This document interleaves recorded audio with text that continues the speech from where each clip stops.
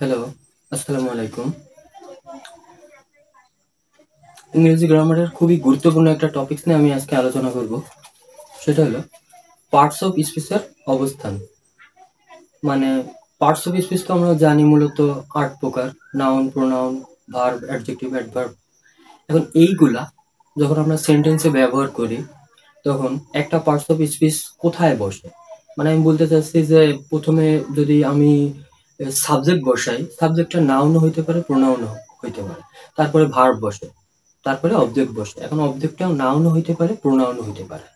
এখন আমাদের এই স্ট্রাকচারটা আমরা নর্মালি অ্যাসার্টিভ সেন্টেন্সে জানি subject plus verb plus object. এখন আরো তো পার্টস অফ স্পিচ আছে। এই পার্টস অফ স্পিচ গুলো কার আগে কে বসে বা পার্টস অফ স্পিচের যে অবস্থান, সেই বিষয়টা নিয়ে আমি আলোচনা করব। এই বিষয়টা আমাদের কেন লাগবে? এখন এই বিষয়টা নর্মালি ফ্রি হ্যান্ড রাইটিং এর জন্য এটা খুবই গুরুত্বপূর্ণ। এছাড়া আমাদের 8, 9, 10, 11, 12 আগের ক্লাসগুলোতেও একটা জিনিস আছে, সেটা খুবই গুরুত্বপূর্ণ, সেটা হলো সাফিক্স প্রিফিক্স। এখন সাফিক্স প্রিফিক্সে আমাদের পার্টস অফ স্পিচের অবস্থানগুলো খুবই গুরুত্বপূর্ণভাবে জানা প্রয়োজন হয়। এখন প্রথমে আমি পার্টস অফ স্পিচের ক্লাসিফিকেশনের ভিতরে একটা আছে প্রিপোজিশন। প্রিপোজিশনের ভিতর একটা ওয়ার্ড আছে, মানে সেটা প্রিপোজিশনই অফ। এখন এই অফ এর ব্যবহার দিয়ে আমি শুরু করব। এখন অফ মানে মূলত হলো র। বাংলায় অফ মানে, ইংরেজিতে অফ মানে হলো র। এখন আমি যদি বোর্ডে আসি, বাংলায় একটা শব্দ লিখি। এখানে আমি লিখলাম বাংলাদেশের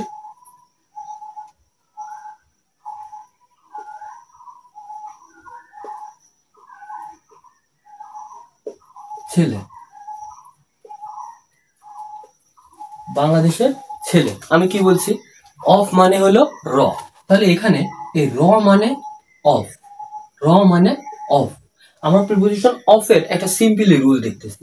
এখন এই র এর পরে বাংলা শব্দ আছে ছেলে। আমাদের এইটা একটু মনে রাখা লাগবে। বাংলা শব্দ র এর পরে যে শব্দটা থাকে, এখানে ছেলে আছে, সেইটা ইংরেজিতে অনুবাদ হয়ে, মানে ইংরেজিতে ওয়ার্ড মিনিং হয়ে অফ এর আগে বসে। এটা রুল। তাহলে ছেলের ইংরেজি কি আমাদের? সন। আমি দি সন বা এ সন লিখলাম না, কারণ আমরা আর্টিকেলের ব্যবহার নিয়ে এখন আলোচনা করবো না। এখন র এর আগে আছে কি? বাংলাদেশ। এখন বাংলাদেশের ইংরেজি বাংলাদেশি। তাহলে এখানে son of Bangladesh, son of Bangladesh. এখন এইখানে সোজা একটা সিম্পল আমি একটা বিষয় আমি বোঝানোর চেষ্টা করতেছি। র মানে হলো অফ, আর র এর পরে যে শব্দটা থাকে সেটা ওয়ার্ড মিনিং আকারে অফ এর আগে আসে। আর র এর আগে যে শব্দটা আছে সেটা ওয়ার্ড মিনিং হয়ে অফ এর পরে পরে যায়। Son of Bangladesh. আমি যদি এরকম লিখি ভারতের নদী, ভারতের নদী, ভারতের নদী, একই রকম। র মানে অফ, র মানে অফ, র মানে অফ। তাহলে র এর পরে কি আছে? নদী। তাহলে নদীটা ওয়ার্ড মিনিং হয়ে অফের আগে আসবে। তাহলে নদীর ইংরেজি কি? রিভার। নদীর ইংরেজি রিভার। তাহলে রিভার অফ, ভারতের ইংরেজি ইন্ডিয়াও লিখতে পারি, আমরা ভারতে লিখতে পারি। রিভার অফ ইন্ডিয়া লিখলাম আমি, রিভার অফ ইন্ডিয়া। তাহলে এখানে আমরা প্রথম যে জিনিসটা সিম্পলি ভাবে শিখলাম অফের ব্যবহার। অফের আরো ব্যবহার আছে প্রিপোজিশনে, অফের আমরা একটা সিম্পল ব্যবহার শিখলাম। কি শিখলাম? র মানে অফ। এখন অফের এই র এর পরে বাংলা যে শব্দটা থাকে সেইটা ওয়ার্ড মিনিং হয়ে, মানে ইংরেজিতে ওয়ার্ড মিনিং আকারে অনুবাদ হয়ে সেটা অফের আগে আসে। তাহলে এখানে ছেলে ইংরেজি হলো সন, তাহলে অফের আগে বসছে সন, এবং র এর আগে আছে বাংলাদেশ। এখন বাংলাদেশটা আর ইংরেজি বাংলাদেশি, তাহলে ওইটা হবে অফের পরে। তাহলে সন অফ বাংলাদেশ। সিম্পলি একই রকম, ভারতের নদী, র হলো অফ, র এর পরে আছে নদী, নদী আগে আসবে রিভার অফ, ভারতের ইংরেজি ইন্ডিয়া। সিম্পলি আমরা একটা জিনিস শিখলাম, সেটা হলো পার্টস অফ স্পিচে এর প্রিপোজিশন অফ এর ব্যবহার। আমি এটা কেন বললাম, এটা বলার একটা আমার উদ্দেশ্য আছে।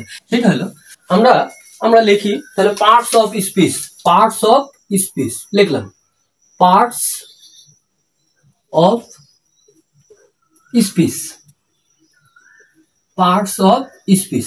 তাহলে এখানে অফ মানে কি? র। অফ মানে র। স্পিচ, নর্মালি স্পিচ মানে হলো বক্তৃতা। এখন আমাদের এখানে পার্টস অফ স্পিচের ক্ষেত্রে স্পিচ মানে বাক্য বোঝাবে। পার্টস অফ স্পিচের ক্ষেত্রে এখানে একই ইংরেজির অনেকগুলো মিনিং হয়। এইখানে স্পিচ বলতে বক্তৃতা বোঝাবে না, এখানে স্পিচ মানে সেন্টেন্স বা বাক্য। তাহলে এখানে স্পিচ মানে বাক্য, তাহলে এখানে অফ মানে র।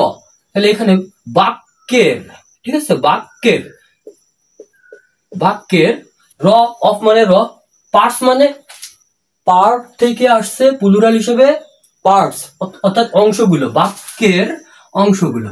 তাহলে পার্টস অফ স্পিচ হলো বাক্যের অংশগুলো। এখন বাক্যের কোন অংশগুলো?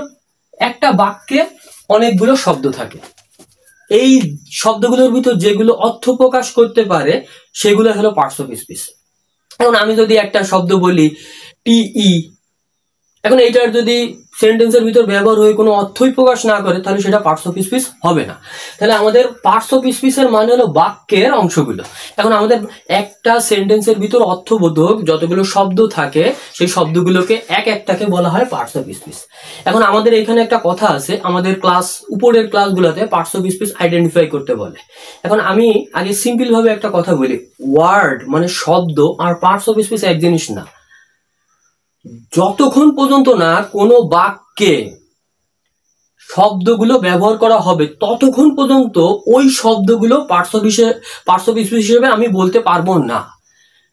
একই শব্দ বিভিন্ন পার্টস অফ স্পিচ হইতে পারে, একই শব্দ বিভিন্ন পার্টস অফ স্পিচ হইতে পারে, যতক্ষণ পর্যন্ত একটা শব্দ বাক্যে ব্যবহৃত হবে না ততক্ষণ পর্যন্ত সেটা পার্টস অফ স্পিচ হবে না। যেমন আমি যদি এরকম এক্সাম্পল দিই, আমি সাপোজ একটা এক্সাম্পল যদি আমি এরকম এক্সাম্পল দিই, যদি আমি বলি আপ ইয়োর হ্যান্ড, হাতটি তোলো, এখানে আপ কিন্তু ভার্ব, আপ প্রিপোজিশন না, আপ ইয়োর হ্যান্ড, হাতটি তোলো, তাহলে এখানে আপ ভার্ব। এখন আমি যদি এরকম বলি, আমি যদি এরকম একটা উদাহরণ দিই,